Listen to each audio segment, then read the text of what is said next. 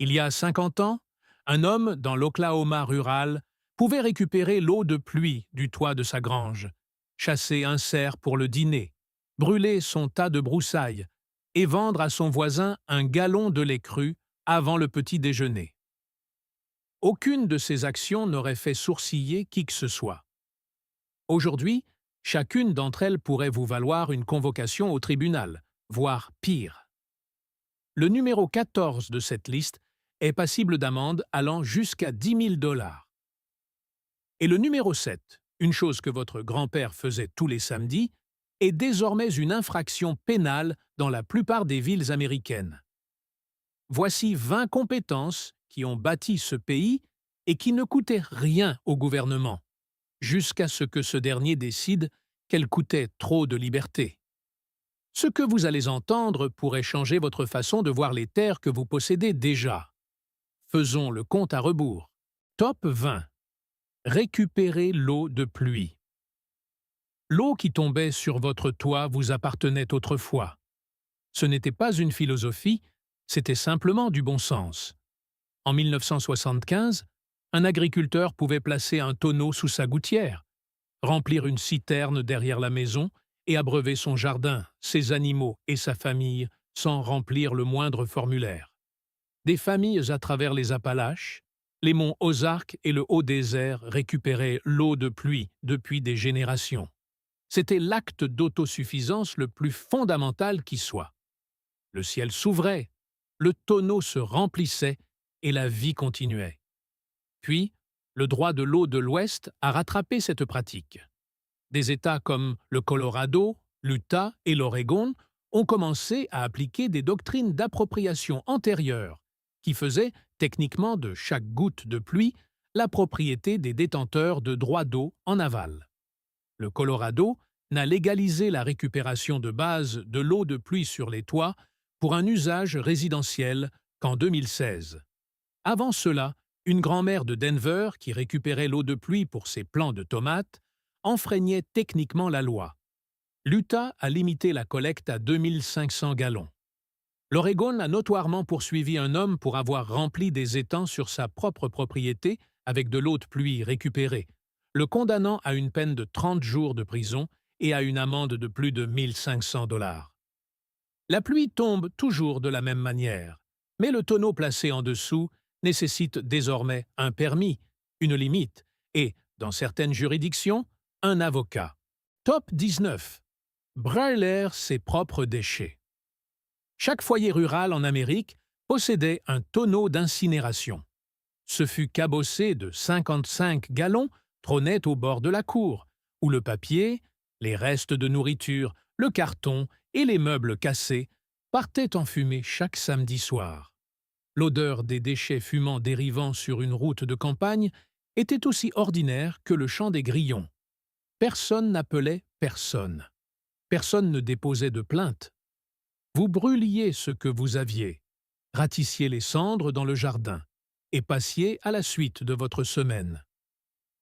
Au début des années 2000, l'EPA et les agences environnementales des États ont classé le brûlage à l'air libre comme une source de pollution aux particules et aux dioxines. Les comtés ont interdit les tonneaux d'incinération les uns après les autres.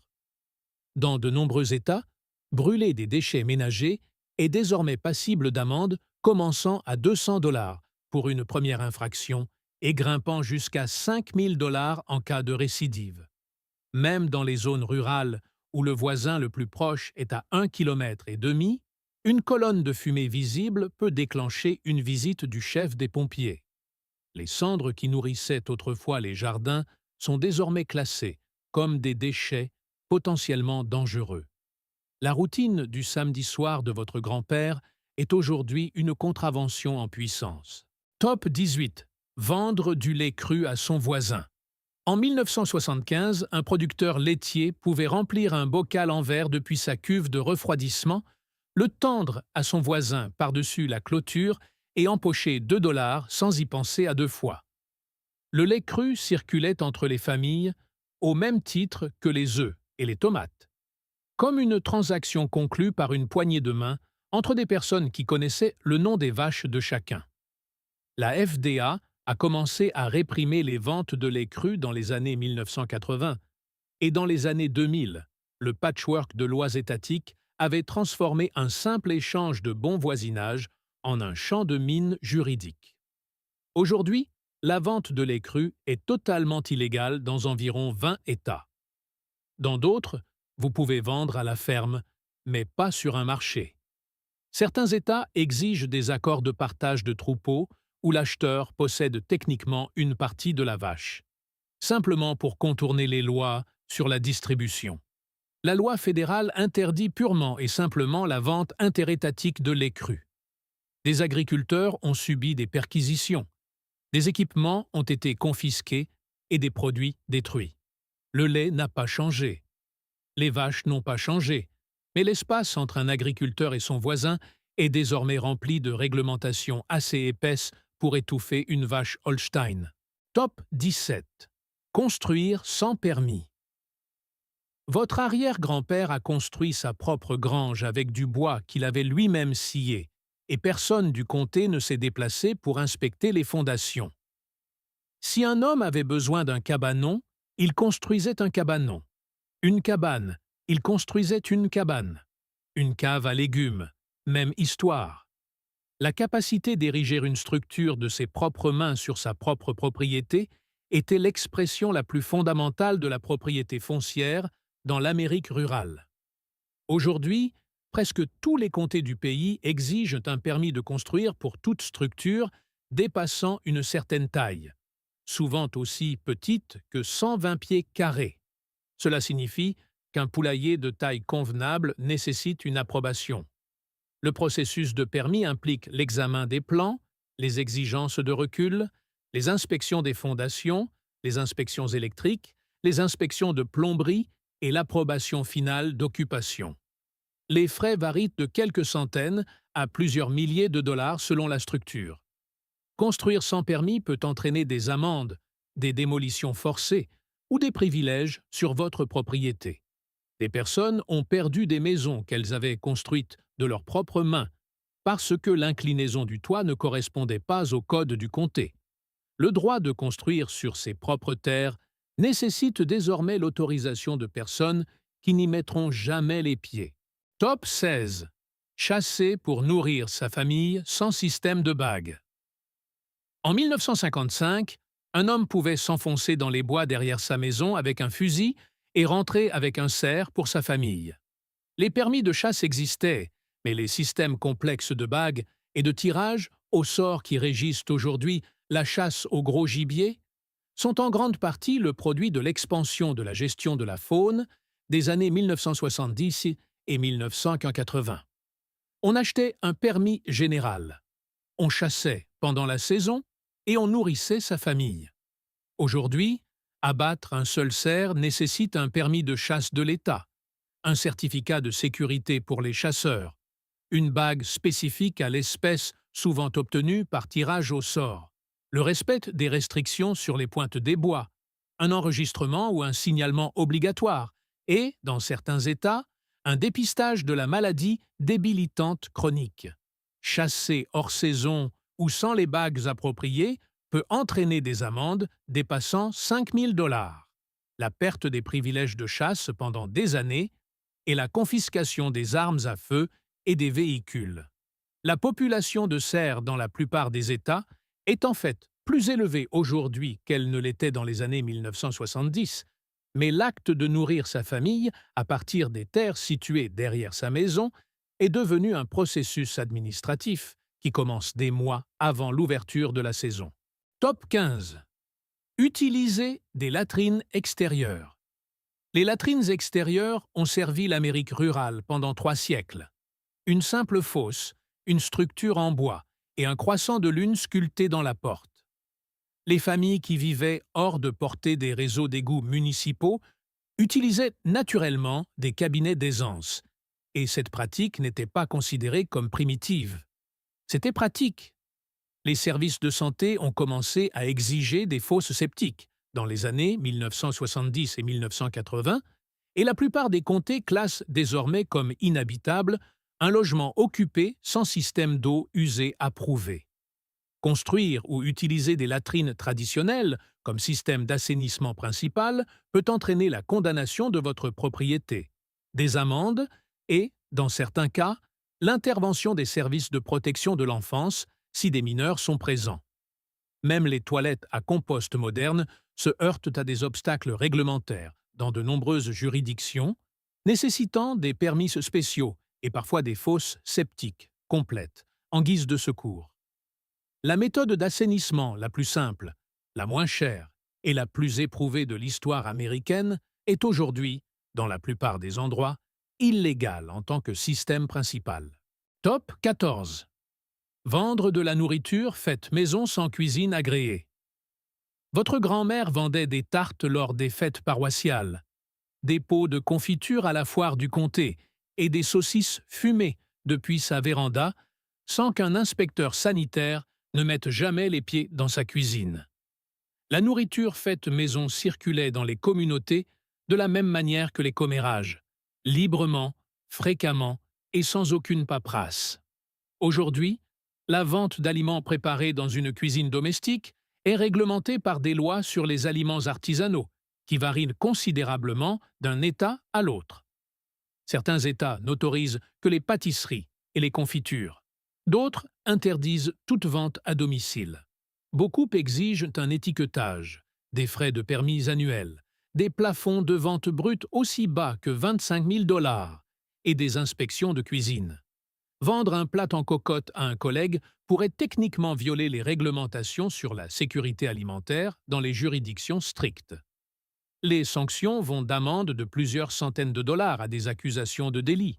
Le même savoir-faire qui nourrissait les soupers d'église et les voisins dans le besoin est désormais bloqué derrière des permis qui coûtent plus cher que la tarte elle-même. Jusqu'à présent, tout cela peut ressembler à des excès bureaucratiques, peut-être agaçants.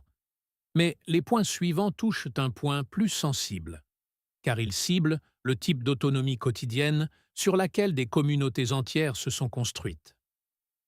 Votre grand-père ne faisait pas ces choses pour faire passer un message. Il les faisait parce que c'était ainsi que fonctionnait la vie. Top 13.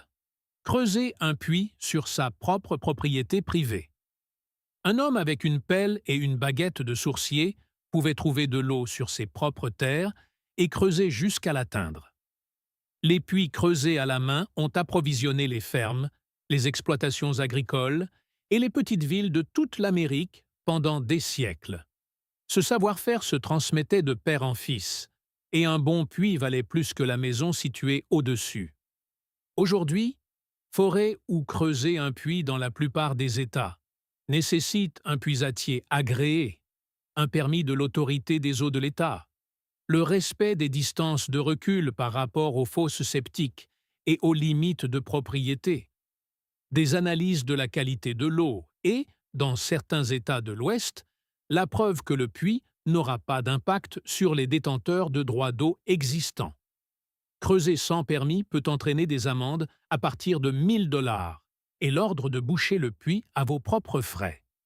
L'eau sous vos pieds, sur vos terres, atteinte par votre travail, appartient désormais à l'État jusqu'à preuve du contraire. Top 12. Vivre dans un camping-car ou un véhicule récréatif sur ses propres terres. Dans les années 1970, de nombreuses familles vivaient dans des caravanes, des camping-cars et des bus aménagés sur des terres rurales pendant qu'elles économisaient de l'argent pour construire une vraie maison. Personne n'appelait le comté. Personne ne déposait de plainte concernant le zonage. Vous possédiez le terrain. Vous y gariez votre maison et vous viviez votre vie. Les ordonnances de zonage modernes dans la plupart des comtés interdisent désormais d'utiliser un véhicule récréatif, VR, comme résidence principale, même sur un terrain dont vous êtes l'entier propriétaire. Les infractions peuvent en déclencher des amendes quotidiennes, parfois de 50 à 100 $ par jour, qui s'accumulent jusqu'à ce que vous déplaciez le véhicule ou que vous fassiez face à des poursuites judiciaires. Des personnes ont été condamnées à des dizaines de milliers de dollars d'amende pour avoir vécu dans des véhicules récréatifs sur leur propre propriété. La logique invoquée est la santé et la sécurité, Mais le résultat est que posséder des terres ne vous garantit plus le droit d'y vivre de la manière que vous choisissez. Top 11. Élever du bétail en ville. En 1970, avoir des poules dans son jardin, une chèvre laitière et peut-être un cochon n'était pas inhabituel, même dans les petites villes. Les familles élevaient des animaux parce que ces derniers les nourrissaient. Les œufs du poulailler, le lait du jardin et un porc à l'automne permettaient de réduire les factures d'épicerie et de garder le congélateur plein. Les arrêtés municipaux sur le bétail se sont considérablement durcis au cours des années 1980 et 1990.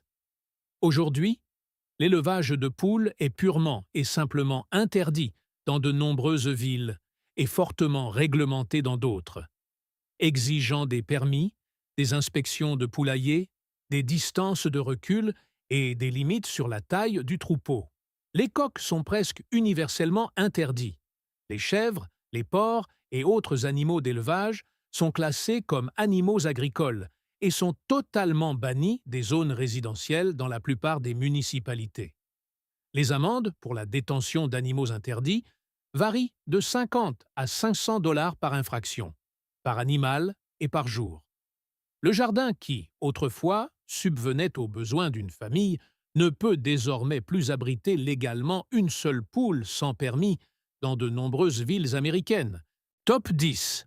Pêcher sans déclarer ses prises. Un garçon avec une canne à pêche en bambou et une boîte de conserve pleine de verre pouvait s'asseoir sur la rive d'un ruisseau toute l'après-midi et rapporter un chapelet de crapets arlequins pour le souper. Personne ne comptait les poissons.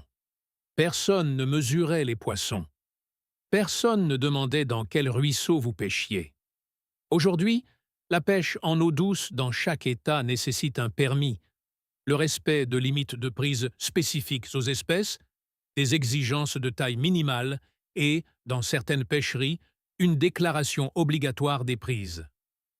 Certains cours d'eau exigent des timbres supplémentaires, des permis spéciaux pour la truite ou des permis d'accès. Pêcher sans permis est passible d'amendes allant de 50 à plusieurs centaines de dollars, et conserver des poissons trop petits ou dépassant la limite autorisée entraîne des sanctions supplémentaires. Le ruisseau n'a pas changé. Le crapet arlequin n'a pas changé. Mais le garçon avec sa canne en bambou a désormais besoin d'un permis, d'un livret de réglementation et d'une règle. Remarquez le schéma qui se dessine ici. Chaque élément de cette liste suit la même trajectoire.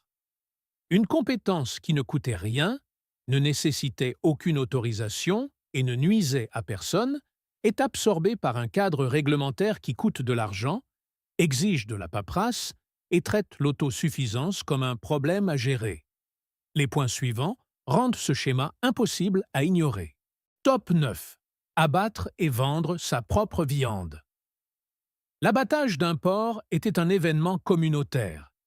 Les familles se réunissaient fin novembre, les hommes s'occupant de l'abattage et les femmes préparant les saucisses, fondant le saindoux et fumant les jambons dans le fumoir. Un agriculteur pouvait vendre des morceaux à ses voisins, échanger une demi-carcasse de porc contre du foin ou envoyer son garçon au bout du chemin avec des paquets emballés pour la veuve du quartier. Aujourd'hui, vendre de la viande abattue à domicile est illégal sans l'inspection de l'USDA dans presque tous les États. Même l'abattage à façon exemptée, où l'animal est abattu pour l'usage personnel du propriétaire, ne peut être vendu ou donné en dehors du foyer dans la plupart des juridictions. La construction d'une installation de transformation inspectée par l'USDA coûte au minimum plusieurs centaines de milliers de dollars. L'amende pour la vente de viande non inspectée peut atteindre 10 000 $ par infraction. Le porc n'a pas changé. Le couteau n'a pas changé. Mais la main qui tient le couteau a désormais besoin d'un inspecteur fédéral qui regarde par-dessus son épaule. Top 8. Cultiver de la nourriture dans son jardin de devant. Un potager planté là où le soleil donnait le mieux était une pratique courante dans toutes les villes américaines. Si cela se trouvait être dans le jardin de devant, qu'il en soit ainsi. des tomates le long de la clôture, du maïs près de la boîte aux lettres, des haricots grimpant sur la rampe du porche. Le jardin produisait de la nourriture, et la nourriture était la raison d'être d'un jardin. Les arrêtés municipaux de dizaines de villes restreignent ou interdisent désormais les potagers dans les jardins de devant. Miami Shores, en Floride, a tristement menacé un couple d'amendes quotidiennes de 50 $ pour avoir cultivé des légumes dans leur jardin de devant. Une affaire qui est allée jusqu'à l'Assemblée législative de l'État avant que la loi ne soit modifiée en 2019. D'autres municipalités appliquent encore des codes de zonage esthétique qui classent les potagers comme des nuisances.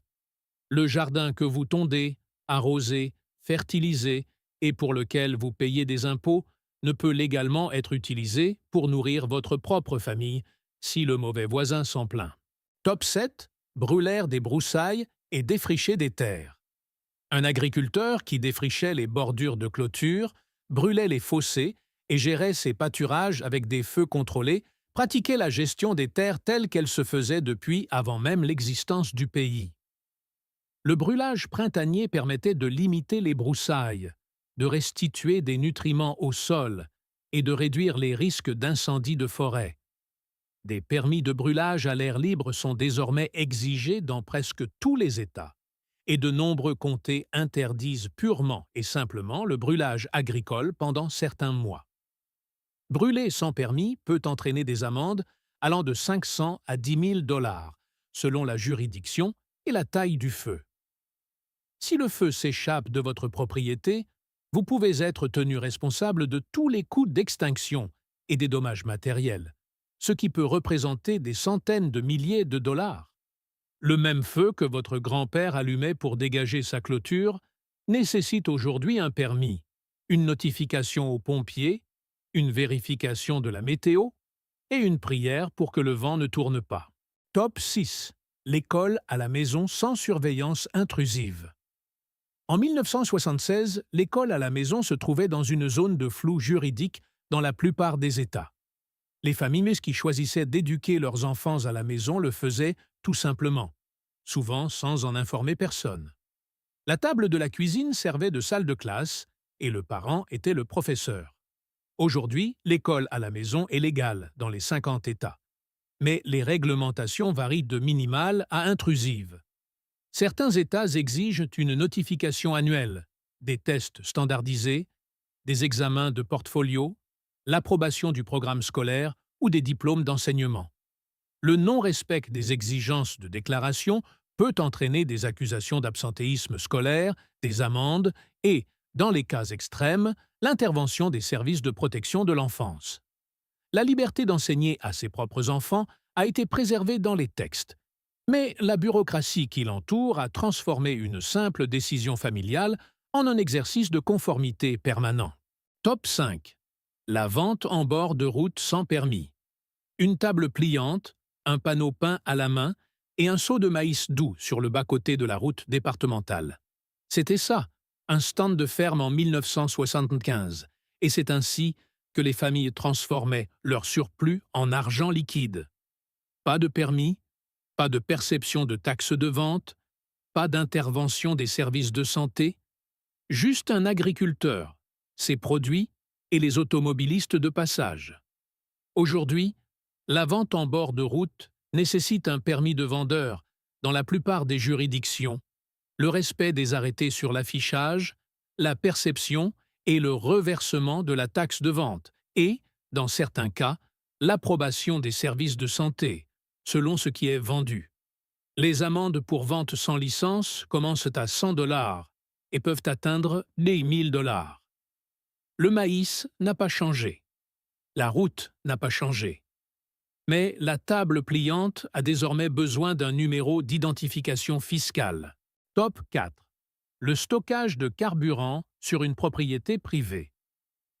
Une cuve de diesel de 1000 gallons, environ 3800 litres, derrière la grange, était un équipement standard dans toute ferme en activité. Des fûts d'essence dans l'atelier, du kérosène pour les chauffages, du propane pour la cuisine. Le carburant était stocké là où on en avait besoin, dans la quantité qui semblait logique. Les réglementations de l'EPA, Agence de protection de l'environnement, et du commissaire aux incendies de l'État, régissent désormais le stockage des liquides inflammables sur les propriétés privées. Les réservoirs de stockage hors sol, dépassant certains seuils, nécessitent un confinement secondaire, des plans de prévention des déversements et des inspections périodiques. Les réservoirs souterrains nécessitent un enregistrement, des systèmes de détection des fuites et, à terme, un démantèlement. Le non-respect de ces règles peut entraîner des amendes allant de 10 000 $ à plus de 25 000 $ par jour. Le carburant qui faisait tourner la ferme s'accompagne désormais d'un fardeau réglementaire qui peut coûter plus cher que le carburant lui-même. Ce qui reste sur cette liste touche au cœur même de ce que signifiait vivre de manière indépendante en Amérique. Ces dernières entrées ne concernent pas des réglementations obscures. Elles portent sur la relation fondamentale entre une personne et la terre qu'elle possède. Top 3. Se déconnecter entièrement du réseau. Dans les années 1970, des familles à travers l'Amérique rurale vivaient sans électricité, sans eau courante ou sans services municipaux, parce que ces services ne les avaient pas encore atteintes. Personne ne les pénalisait pour cela. Elles s'éclairaient avec des lampes à pétrole, pompaient l'eau à la main et se chauffaient au bois. C'était la vie, et cela fonctionnait. Aujourd'hui, de nombreuses juridictions exigent que les logements occupés soient raccordés aux services municipaux d'eau, d'égouts et d'électricité lorsqu'ils sont disponibles. Les codes internationaux du bâtiment adoptés par la plupart des comtés imposent le service électrique comme condition d'occupation. Les maisons non raccordées au réseau peuvent être déclarées inhabitables. Des familles en Floride, en Alabama et dans d'autres États ont fait l'objet de poursuites judiciaires pour avoir vécu hors réseau dans des maisons qui répondaient à tous les besoins pratiques, mais qui ne satisfaisaient pas aux exigences du Code en matière de raccordement aux services publics. Le droit de vivre sans dépendre de systèmes centralisés, un droit exercé par toutes les générations précédentes, nécessite désormais une autorisation qui est rarement accordée. Top 2. Réparer son propre véhicule pour un usage routier. Un mécanicien amateur pouvait reconstruire un moteur, souder un châssis, remplacer une transmission et remettre le camion sur la route sans que personne ne pose de questions. S'il démarrait, il roulait. S'il roulait, il était autorisé sur la route. La capacité de maintenir des machines en état de marche de ses propres mains était l'une des compétences les plus courantes et les plus respectées dans l'Amérique rurale. Les exigences modernes en matière de tests d'émissions, les programmes d'inspection de sécurité et les lois anti-falsification en vertu du Clean Air Act, loi sur la qualité de l'air, ont rendu certaines réparations à domicile techniquement illégales si elles affectent les systèmes d'émission. Retirer ou modifier un pot catalytique, même sur son propre véhicule, est passible d'amende fédérale commençant à 2 500 $ pour les particuliers. Les échecs aux inspections de l'État peuvent empêcher indéfiniment un véhicule mécaniquement sain de circuler. Le camion que votre grand-père a fait rouler pendant 30 ans avec du fil de fer et de l'ingéniosité ne passerait pas l'inspection dans la plupart des États aujourd'hui. Top 1. Vivre sur ces terres comme bon vous semble. Ce n'est pas une seule compétence, ce sont toutes les compétences réunies. Il y a 50 ans, posséder des terres signifiait quelque chose de simple. Vous pouviez y construire, y cultiver, y chasser, y faire du feu, y creuser, vous y garer et y vivre de la manière que vos moyens et vos capacités vous permettaient. L'acte de propriété entre vos mains était une permission suffisante. Aujourd'hui, ce même acte s'accompagne de restrictions de zonage, de codes de construction, de réglementations environnementales, de conventions de copropriété, d'obligations en matière de services publics et d'exigences de permis qui déterminent collectivement non pas ce que vous pouvez faire de vos terres, mais ce que vous êtes autorisé à y faire. Chaque élément de cette liste représente une compétence qui était autrefois aussi naturelle que de respirer. Récupérer l'eau de pluie, cultiver sa nourriture, élever des animaux, construire un abri, nourrir ses voisins, enseigner à ses enfants, réparer ce qui est cassé. Chacune d'entre elles existe désormais dans un cadre réglementaire que votre grand-père ne reconnaîtrait pas et n'accepterait pas. La terre n'a pas changé. Les compétences n'ont pas changé. La pluie tombe toujours. Les cerfs se promènent toujours dans les bois. Et un homme avec une pelle peut toujours trouver de l'eau s'il creuse assez profondément. Ce qui a changé, c'est l'espace entre une personne et la vie qu'elle souhaite mener. Cet espace était autrefois vide. Aujourd'hui, il est rempli de formulaires, de frais et de la menace constante et silencieuse d'une amende. Essayez de dire à votre grand-père qu'il a besoin d'un permis pour récupérer l'eau de pluie de son propre toit, puis observez son visage. Cette expression, cette incrédulité, ce lent hochement de tête, sont tout ce que vous devez savoir sur ce que nous avons sacrifié. Partagez ceci avec quelqu'un qui se souvient de l'époque où la terre vous appartenait et où le gouvernement avait mieux à faire. Et si vous avez une histoire sur une compétence qui était autrefois légale là où vous vivez, laissez-la dans les commentaires. Cette liste aurait pu compter 50 éléments, et chacun d'entre eux aurait rendu votre grand-père furieux. Si cette histoire change votre façon de voir la liberté dans votre propre jardin, n'hésitez pas à vous abonner et à aimer la chaîne.